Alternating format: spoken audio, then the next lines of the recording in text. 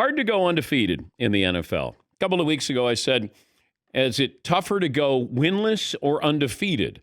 Well, believe it or not, I think it's really difficult to do both. But I think the Jets are going to be able to go winless this year.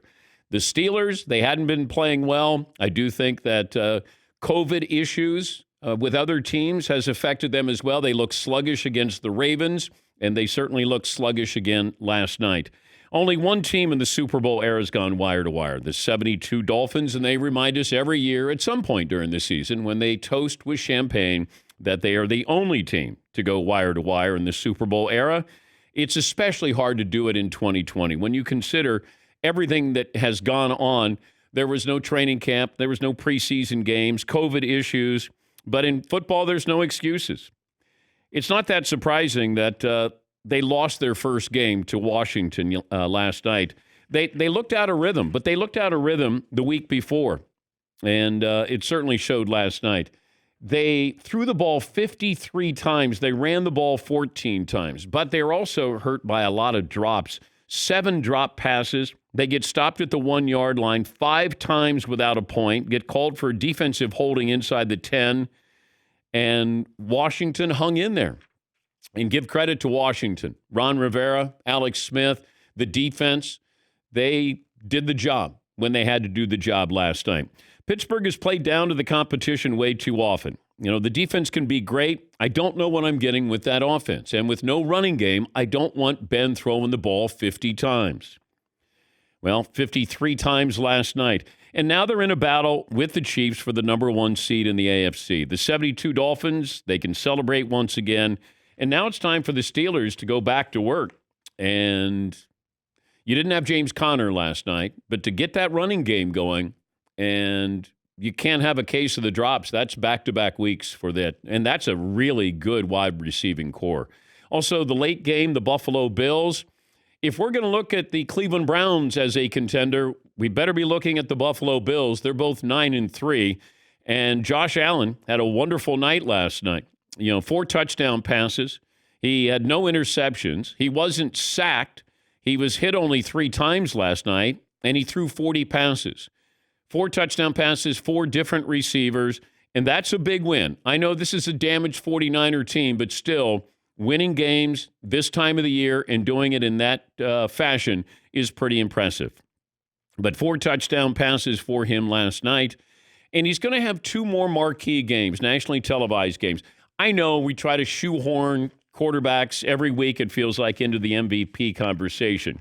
But you got the Steelers coming up, and you've got New England. You got a Sunday night and a Monday night game. Josh Allen has a chance to at least be in the conversation. It's really a 2-man race. It's Patrick Mahomes and Aaron Rodgers, and I believe it'll be that the rest of the season. But Josh Allen is now sort of rising above here. When you look at the quarterback draft, that draft a couple of years ago, I remember Cleveland was interested in Josh Allen. And then my source said they're not. It's a smokescreen. They're taking Baker Mayfield. And I thought, okay, well, if I said to the Cleveland Browns right now, you can have Josh Allen or Baker Mayfield, who are the Cleveland Browns taking?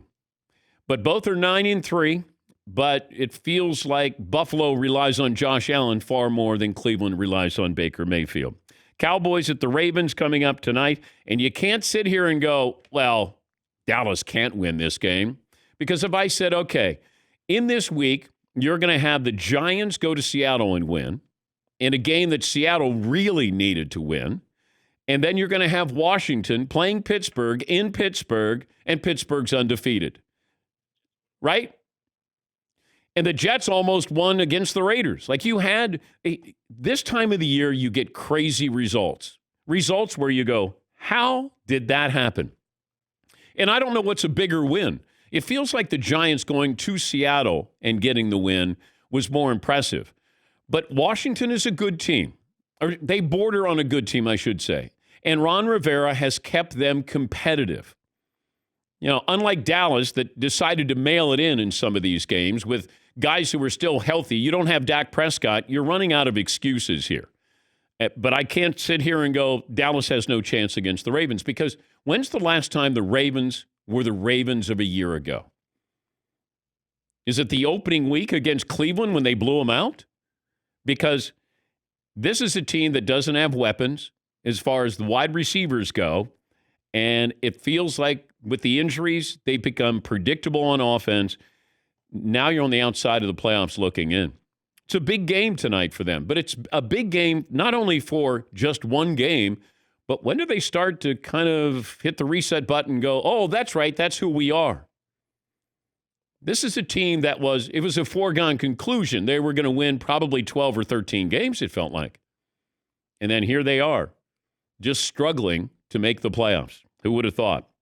So Washington gets the win, and Alex Smith is now 3-1 this season. He threw for 300 yards. I mean, it's impressive. Just getting on the field's impressive. But then you watch him play, and then you sort of forget all the surgeries he went through, nearly losing his leg. His life was at stake at one point, I think, during the surgeries here. And he's just out there. And when his leg started bleeding last night, I thought, oh, no. And then I go, wait, what leg did he have the surgery on? Oh, okay, it's the other leg. But he had some blood, it was the Kurt Schilling moment there, but obviously not in the postseason. But for Alex Smith, and I'm thinking, that's nothing for him, given everything he went through. Like, it's a scratch. Yeah, he got cleated. He got a little blood there.